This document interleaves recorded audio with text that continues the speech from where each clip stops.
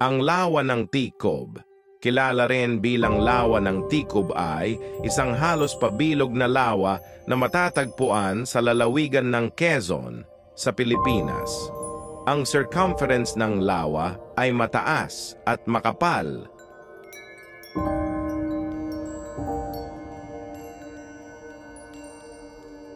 Ang lawa ay matatagpuan malapit sa paanan ng Bundok Malipuño sa pagitan ng kalapit na Bundok Banahaw sa Barangay Ayusan sa bayan ng Tiaong, Quezon. Ang Lake Tikob ay isang maar o isang low-profile na bulkan na nilikha ng phreatomagmatic eruption o ang interaksyon sa pagitan ng tubig sa lupa at magma sa ilalim ng Earth.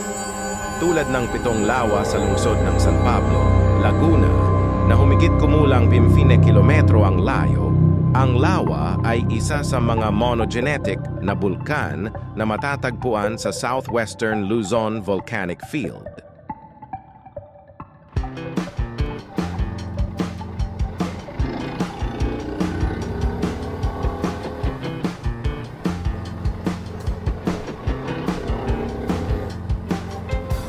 Magsisimula tayo dito sa kalsadang pinagawa sa Barangay Ayusan. Ito ang nagsisilbing access road sa circumferential road sa mismong lake.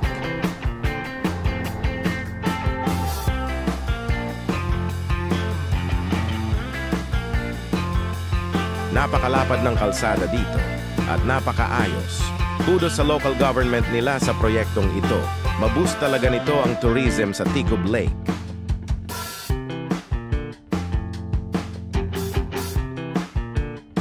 Pagkahon, kakaliwa para mapuntahan ang view deck. Mayroong nakalaang parking area, kaya mas magandang doon kayo mag-park. May very minimal lang na bayad, pero sure na binabantayan.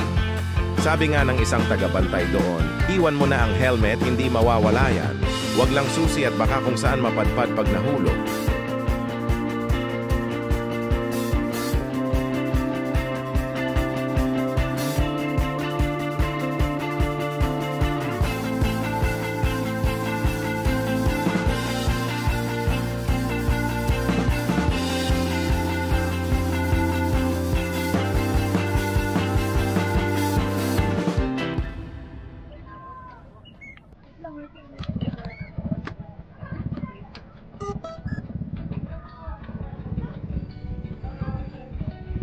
Yan, so andito tayo ngayon sa parking ng Tikob Lake. Upon arrival dito, mga motor at 4 wheels doon sa kabila. Mga food lovers, hindi kayo magugutom dito. Dami.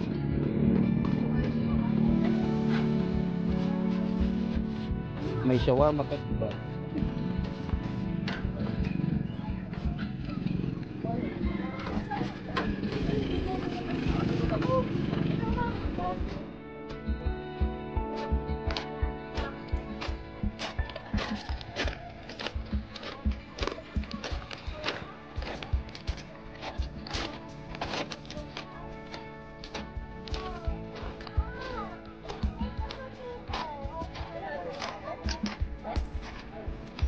So, pagkalabas ng parking, kaliwa mo ito, yung isang view deck.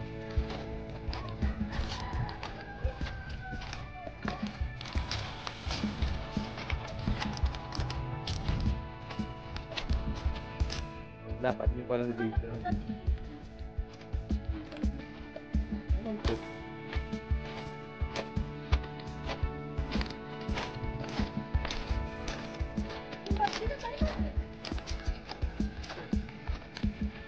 Ito yung isang view deck. Lulo.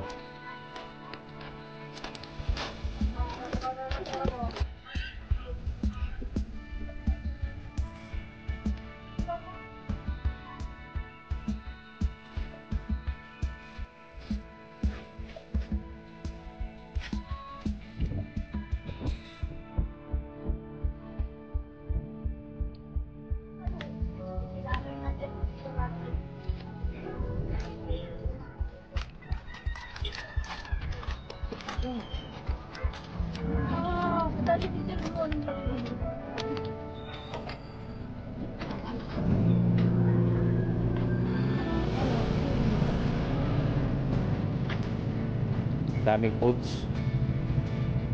Pagpipilian.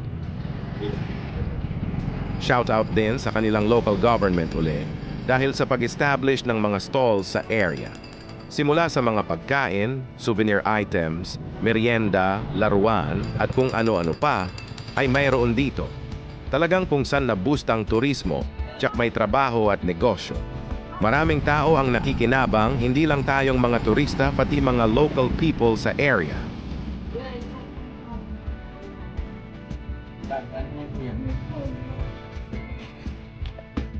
Alam mo, masyado ng bata. Dito ba ka mo?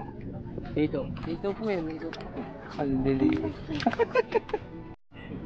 Wala pong tibo yan. Wala pang. Kaya ba yan?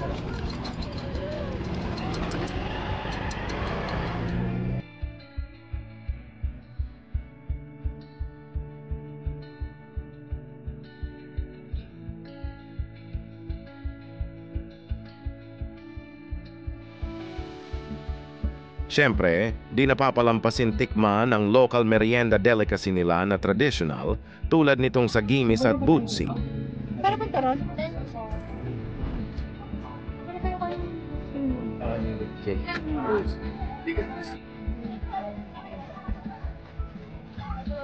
Ito ang pangalawa at perhaps ang main view deck. Kitang-kita dito ang kabuuan ng Lake Diku. Dito maaring tumambay, mag-picture-picture at magmuni-muni lang habang nakatanaw sa lawa. At syempre, dito ako nagsimulang mamitik.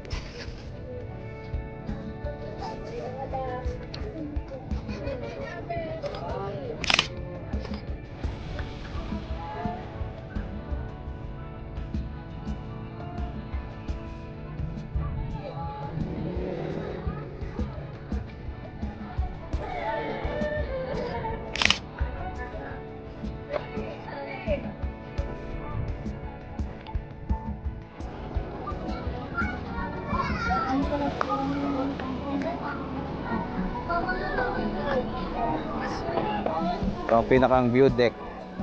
Daming tao, linggo. Hindi mo kayo magugutom, dami rin kainan. Sources say, napahapon dumadami ang tao dito. Once Ayan, magsimula na bumaba ang araw, magpupunta na sila dito. Families, tropas, barkadas, couples, bata, matanda, lahat sila pumupunta dito.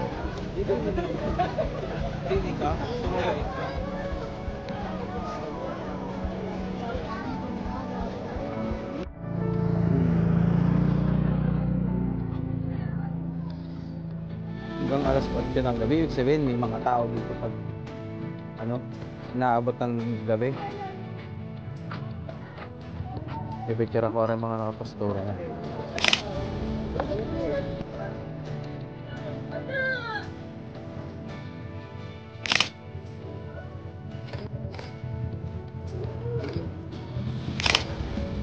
Isa pa.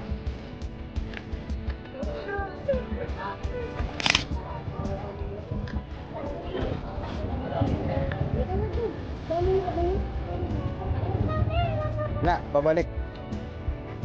Ayaw nga pala, si ate nga pala. Sinabi ko pumunta dito. Oh, nasa? Ayaw mo?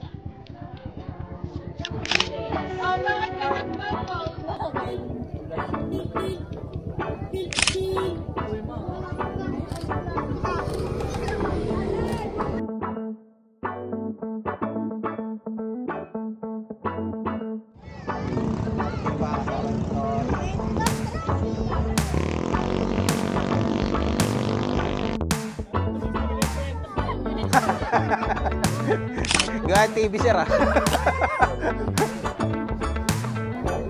Okay po. Moto AKM.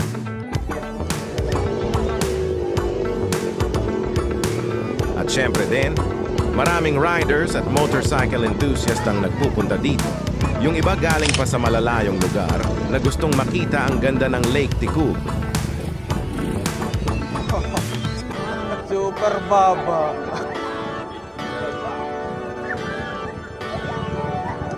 Facebook. Taga saan ka, sir? Saan? Yung papunta Padre Garcia? Walking distance lang pala. Katulad na lang nitong isang grupo na dumadayo para mag-enjoy sa Lake Tikub. Enjoyment with nature and sa pagsasama-sama nilang magbabarkada. Tikub Lake is truly remarkable. Napakaganda ng lugar, maayos ang paligid, malinis, may seguridad at higit sa lahat mapayapa. Mai-enjoy mo talaga ang nature dito, kaya sa susunod mong travel, huwag kalimutan isama ang Lake Tikub.